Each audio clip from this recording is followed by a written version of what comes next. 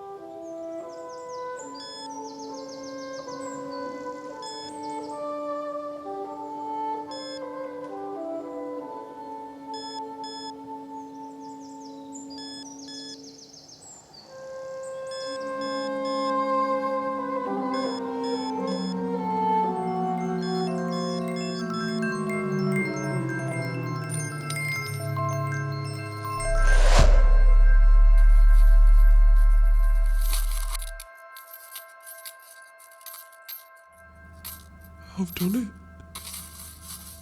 I've fucking done it. I've won. This is it. This is it for me. This is my big break.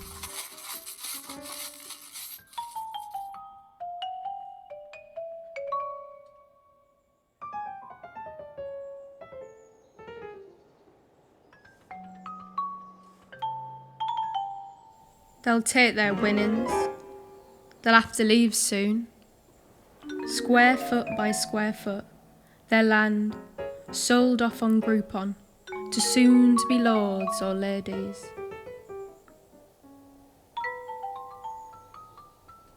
They dance in the square feet of the hills they have left. It rains and their bodies swell like rice. They're absorbing the water from damaged telephones, consuming each other and the land around them till there's no space between them, expanding like slime, commercialised and reproducing, everyone each other's stunt double, everyone each other's cover band.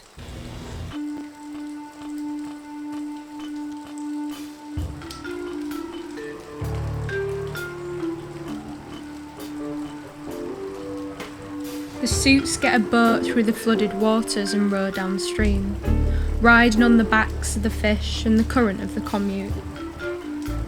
Travelling into the in-between, otherwise known as the Midlands, staring through television windows, screening videos of electric metal towers. Rain turns into lightning. The suits are spotted by those who get paid to capture us when we're not looking.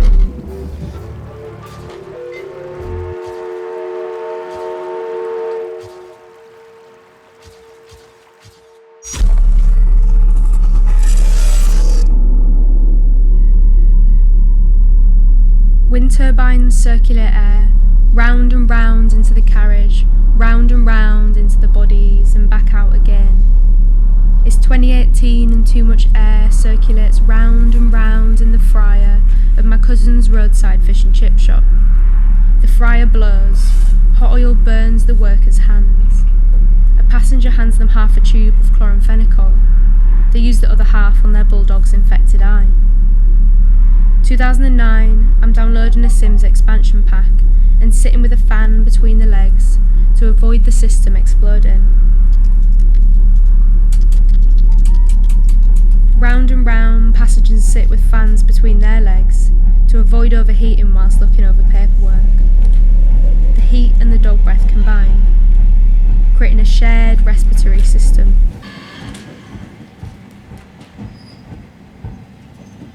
Near an arrival, the pylons turn to cranes. They open up the TV screens and breathe in a new circulation, filled with polluted particles and clouds of nicotine vape. They pass city trees freshly stubbed, putting their fists to the sky to unlock the sound of the birds. The suits look up at the plains in the distance, existing in the silver air, wondering if everyone's blood is what keeps them up there, landing when they gasp.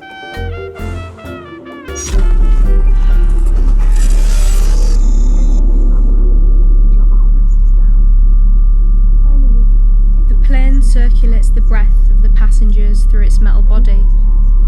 2018, I sit behind a man with a Newcastle United tattoo on his bald head. The man next to him has hair coloured in checkers.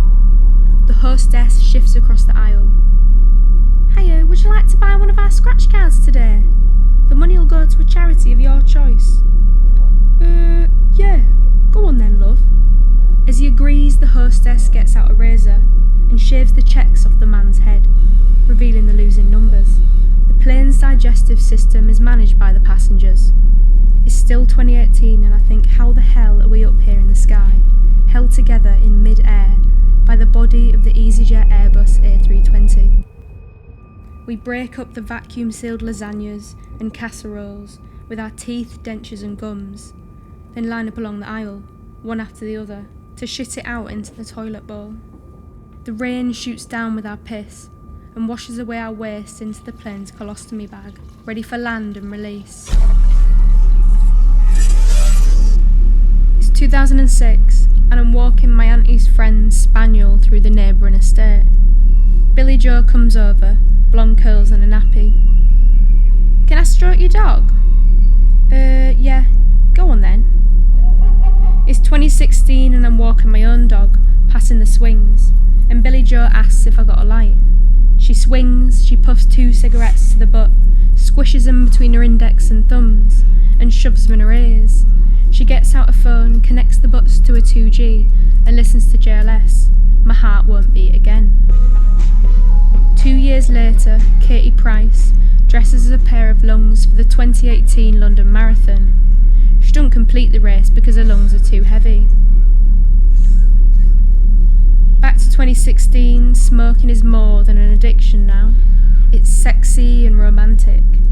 It's all about the slow release and the eye contact.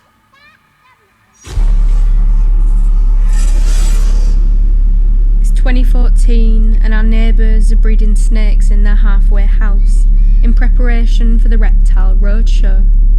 The snakes are put on display at the steam engine rally, alongside old trains and the 2010 runners-up of Britain's Got Talent, Twist and Pulse. It's 2015 and the halfway house goes up in flames. We watch with binoculars as the snakes disintegrate. It's 2019 and I get a text from Mum.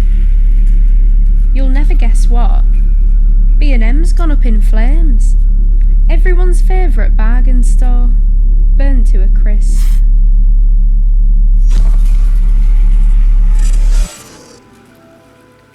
Black spiders in the blue. They circle around us in the sky, carrying vibrations. I'm watching TV without a TV licence. They're probably searching for me. The sky sweats. Acid rain drips from the BT tower. I wipe it and it burns. It runs into the drains and links up with the bodily fluids in the sewage pipes. Somewhere on the other side of the city, a girl cries, wipes her tears into a tissue and flushes it down the toilet, along with her piss and last night's dinner. It has an important date with acid rain in the pipeline. When we are on the dance floor, we can move our hips, necks, arms to a rhythm, and our bodies flow with other bodies. When we cry, laugh or scream, everything flows, whether that's thoughts or tears. When we are intimate with others, our bodies fit together fluidly. We release fluids, we drink fluids, a constant exchange of fluids.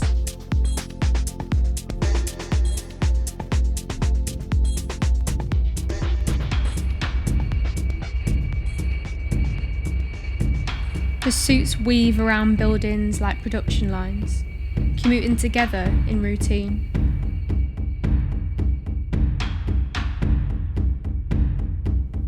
At rush hour, our body jolts, our jaws clench. We move to the rhythm of the city, dancing through the crowd.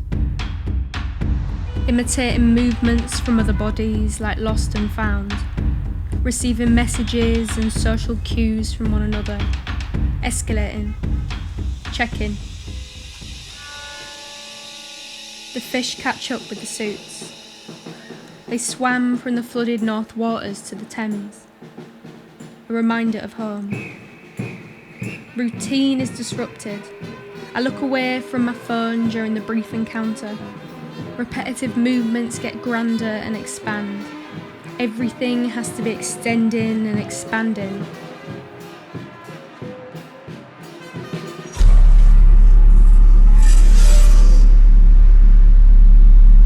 Organs stuck in traffic, housed by the bodies of taxi drivers and the top boxes of motorbikes. It's 2019, it's my cousin's wedding. My auntie wraps bones and knuckles from the table into a serviette and stuffs it into a bootleg Gucci bag to give to the dogs. It's 2017 and I'm asked when paying for my meal deal if I'd like to be added to the organ donor register. The same year Katie Price's cheating husband cleans the pus from her infected ear, a consequence of her latest facelift. Shortly after, it becomes common knowledge that Simon Cowell is pumped with vitamins at night to keep him alive. In exchange, they use his veins to supply electricity to the neighbouring houses, flowing through the pylons and keeping the city alive. At night, the suits gaze at windows and watch how they frame the light. Everything resembles a box, small and contained. It's 2005. I'm convinced one eye is bigger than the other and insist on wearing Men in Black glasses from Burger King's kids' meal. It's 2017 and Mum tells me the degenerative eye disease keratoconus runs in the family, making the cornea bulge. Mum loved eating fish eyes. She'd eat the eyes of the fish, the bones of the fish, and the fish of the fish too. We get it from the trout farm. This was a farm of chlorinated fish. They were a specialty in areas where the rivers were too polluted, so they were bred in swimming pools instead. It was just off the A19. We'd share a car with the kids down our street, who we used to call our cousins. You'd park up, pay a couple of quid for a bag of trout feed each, then go and fatten them up before taking them home. The fisherman said we can call the trouts anything we liked, because they become immune to name calling after a while. He loved multitasking, but he hated wasting time, so he'd name them after vocal exercises, so he could practice whenever he called them. A, E, I, O, U. Mum picked Harper 7, the fattest of the lot. Of course, Harper 7 was named way before the new system came into place. Grandad would also get his fish from the trout farm. He'd pay with bags of 2p coins that'd add up to £1. He wouldn't eat them though. He'd cut them open and stuff them with an old cassette, then attach them to a plaque on the wall. They'd sing and dance on command. His house backed the train line. We'd run past the runner beans and the plum trees to watch the suits go by. Back to the beginning. In a restless heart worn out by time, and the tales that he's told of the old Hazel Road are now distant and blurred in his mind. Many days he is glad they're behind him, when the past is a journey too long, when the good and the bad are just memories he's had, where he can't tell the right from the wrong. He can't sing a lament for the old days, now those fishing days are through. He won't sing a lament for the ways that are gone, and the living hell he knew.